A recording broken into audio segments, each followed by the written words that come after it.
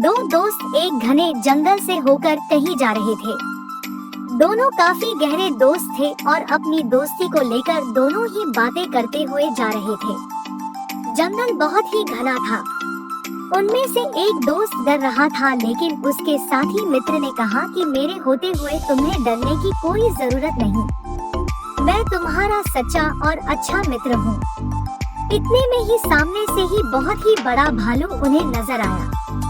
जो दोस्त कह रहा था कि मैं अच्छा मित्र हूँ, वो भालू को देखते ही भाग खड़ा हुआ।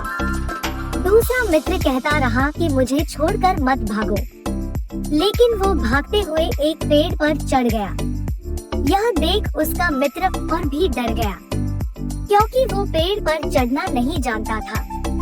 इतने में वो भालू और भी नजदीक आ गया था। जब वो बेहद करीब आने लगा तो दूसरे मित्र के पास कोई चारा नहीं रहा और वो वहीं नीचे जमीन पर आंखें बंद करके लेट गया।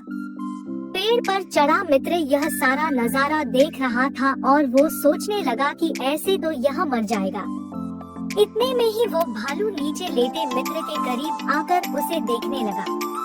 उसे सूंघा और उसके शरीर का पूरी तरह मुआयना करके आगे बढ़ गया।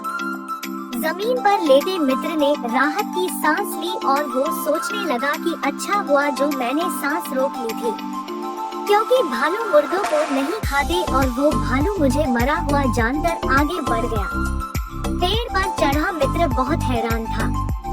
भालू के जाने के बाद वो नीचे उतरा और उसने अपने मित्र से पूछा कि आखिर उसने क्या किया था और वो भालू उसके कान में क्या कह रहा था।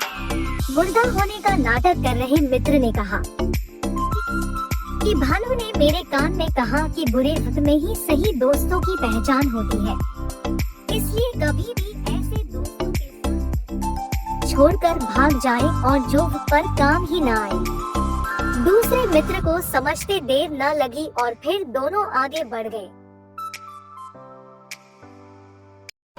सब्सक्राइब कर लीजिए, छोटे थोड़ी ना हो जाएंगे।